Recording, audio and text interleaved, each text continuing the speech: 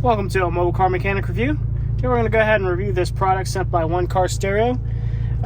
This is the CarPlay AI Box HE, which stands for HDMI Edition. We'd like to go ahead and thank One Car Stereo for sending out this for review. Let's go ahead and get this unboxed.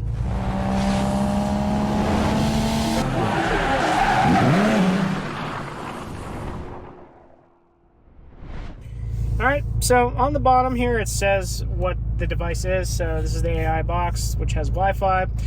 This one here specifically has 4 gigabytes of RAM and 64 gigabytes of internal storage. This does also run Android 10. Let's go ahead and open it. As you can see, you're going to be greeted with instructions and a quick start guide. Just go ahead and set that off to the side. It's really easy to set up. So what we're going to do now is we're going to go ahead and this is the unit itself. So it has an HDMI out, a USB-A input, so you can plug in flash drives and things like that.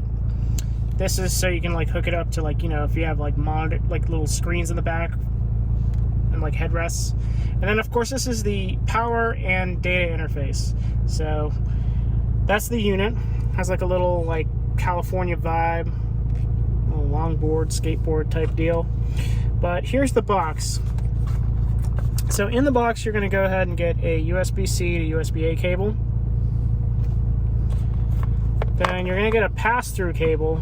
So this allows you to go ahead and, based off the diagram here, this part goes into the unit itself.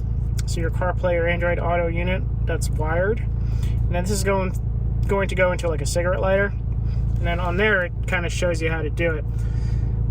So CarPlay unit, cigarette lighter, and then you're going to plug in the cable here to the CarPlay AI box.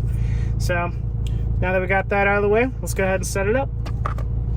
Alright, so we have our USB-C or USB cable here. It's from A to C. So one thing you should be aware before you even buy this is that you need to have a physical USB port on your unit. This does not convert any wireless CarPlay factory solutions without a physical connection and able to use this box. So I'm going to go ahead and plug this in. I'm going to go ahead and set the timer here once I get it plugged in. Should I just unplug it from here and plug it in here? I'm going to go ahead and start the timer so you can see how long it takes to boot into the interface. So 1, 2, 3. So while this is booting, like I said earlier, this is going to require you to have a physical connection in order to plug this box in. It's not going to convert your wireless Android Auto or CarPlay wirelessly somehow with this box, to enable the features that we're going to go ahead and review and show you. Anything that requires an internet connection on the for apps, anything on the Android side needs to have a hotspot. So, you know, if you want to use your Google Maps, your Netflix, YouTube, and all that type of stuff, you need to have a hotspot. But if you're using CarPlay or Android Auto, that routes the data connection through the unit. So while I was blabbing on, I think it took about like 40 to 45 seconds for it to actually boot up. But this is the main screen. Let's go ahead and get into detail about it. Alright, so this is your main interface here. So this is like your Android home screen. So from going really from left to right, you have your navigation, which you can change and customize. Here in this case, I have it set to Google Maps. Very simple. One thing is you should be aware of is that this interface in general, the Android interface, because your device doesn't have a back button or anything like that, you tap somewhere on the screen and this little orange box is going to come, a little circle with a box in it. We're going to go ahead and hit, this gives us the ability to go back, hit the home button, or have our voice assistant. Since we're going to exit out Google Maps, we'll just hit home. Music is going to be used to load any, like, you know, stuff off of a flash drive, any music, audio off of a flash drive. Car audio is going to be for your CarPlay Android Auto interface, and of course YouTube, Netflix, and Spotify. I'll kind of show you YouTube here.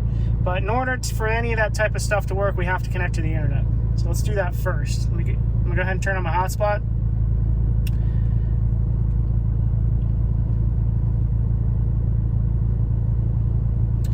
And then as you can see, we have a bunch of icons here. So that one here is the Google Assistants. This is the Wi-Fi connection. This is telling you have a GPS signal, and that's your home button as well. So I'm gonna go ahead and tap on that. Wi-Fi is off, so I'm gonna go ahead and flip it on. Hopefully it'll just populate the network that I want. And now it's connecting to my phone because I already set it up. But this is where you're gonna go ahead and actually connect your device to Wi-Fi. Or, you know, whether it's your hotspot on your phone or your internet at home or some rest stop.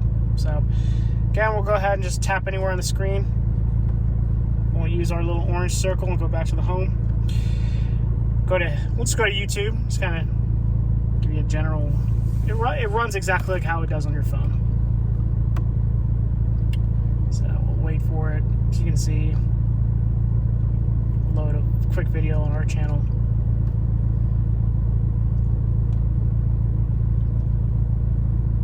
It's EE's Big Summer Savers. You can see the ads on here too. Let's go ahead and skip. Today we're going to show you how to replace the eSIM module. Alright. As you can see, it's playing video. Very clear. Audio is very clear. 2023.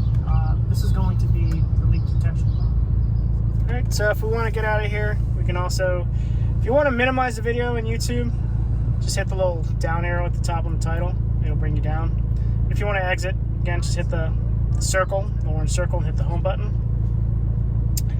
Netflix, again, you'll have the ability to go ahead and actually watch this while you're in your car. Make sure, again, you have your hotspot on, because this is not going to work without any internet.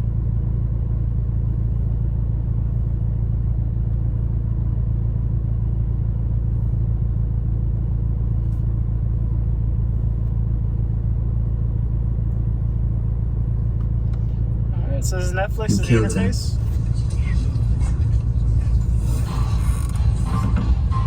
Does anyone have a more productive and name? Alright, so you can see, very much the same as any Android app. Of course, you got Spotify, and you can install any other apps if you like. And then the app list will show you all the apps that we have preloaded on the device and anything that we have installed. Kind of show you that later. Bluetooth, that's just for phone calls and stuff like that. BT Music if you want a Bluetooth music stream. And of course, your settings, your browser, which is Google Chrome. So let's go back here. You'll see this exit button. If you want to exit out of the whole interface and go back to your main radio, you just hit exit. My car does it this way, so if I want to go back into CarPlay, I'm just going to go do that. And the app list here, I'll just show you that. It's very basic. This is where you're going to go ahead and access all the apps that are installed on your device. So, you know, the great thing about this being an Android-powered unit is the ability to install apps, which you can download from the Play Store like you do on a tablet or a phone. You got Google Chrome, you got YouTube, you got your Google search, all that stuff. And any apps that you install, custom apps and stuff like that, such as these two down here, it'll just keep populating in the list. And then all those shortcuts that you had on your main screen will also show up here. So now we're going to go ahead and demonstrate CarPlay. Alright, so we're going to go ahead and get into CarPlay. I'm going to go ahead and set it up for the first time here. So this is the screen that you're going to be taken to. It's going to tell you what device that you need to connect to on your phone. One thing you should probably be aware of is that if you go to setup, it shows the option to allow auto connection for your wireless CarPlay. So turn that on because it's off by default. So basically when the unit boots up, it'll automatically boot you into the CarPlay interface. So now that that's there, I'm going to show you on the phone here. If you go to where it says other devices, you're going to see the same name. I'm just going to go ahead and tap on it. It may ask you on your phone if you want to go ahead and allow access. So that might take some time. Alright, I'm going to go look at my phone here. And then we're going to show that it's asking, do you want to use CarPlay? I'm going to to say yes, use CarPlay.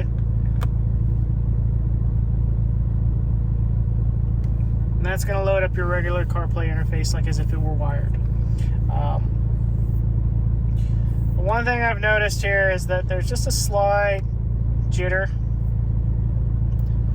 And as far as like, you know, scrolling through the interface. But that seems to be, that varies between wireless solutions here. I'm going to show you something that kind of might annoy you, which is an audio delay.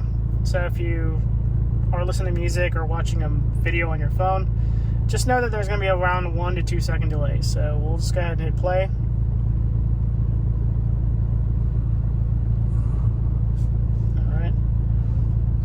Alright, so we're going to go over the basic specifications of the radio. And you can see that there's about like 1 and 2 second audio delay. Basically, like as if you're wired. Now, if you want to go back to the Android interface, just go ahead and hit exit. And now we'll be brought to the shortcut screen for the Android unit. Now, one thing I'll also kind of go over, some basic stuff, which is your settings. It's not much really to play around with, but if you want to, you can set the unit to kind of just be, you know, you can personalize it. So APK path customization settings, this is going to allow you to go ahead and change like some of those shortcuts, such as the navigation, the music, and the video, to whatever app that you want. The boot auto start items are mainly going to be just applications you want to have start right off the bat once the unit finishes booting. Personal settings, you know, if you want to be able to go ahead and allow driving, you know, video while you're driving, or you want to turn that off, you can do that. Obviously, you should know that driving with video in motion is illegal. System settings. This is a little bit more nitty gritty. I got the passcode from One Car Stereo, but this is good to know if you ever need to factory restore the unit. You can go ahead and see where it says restore factory. That'll factory wipe out the device in case you want to sell it or give it to somebody else. And of course, if you want to change the language and stuff like that, you're more than welcome to do so. We'll leave it on English, but kind of see what it's got. And then you have some of your Android settings. You don't really need to do anything here. I would advise not messing with any of this stuff unless you know what you're doing. But network and internet is going to be your Wi-Fi stuff. Bluetooth is not going to do anything. Apps and notifications. This is going to allow you to manage your applications and see all the apps that you have on here. If you want to uninstall them, clear caches, or any of that type of stuff, you're more than welcome to do that. Manage your accounts, your privacy, and stuff like that. So there's not really much in here. Not really much you're going to want to mess with. But really, that's the basics of the unit. One thing I did notice is that if you have your hotspot on, at least with CarPlay, if you go into CarPlay mode and you come back out of it, it disconnects you from your wireless hotspot and you'll have to reconnect to it. So that might annoy you. Be aware of that.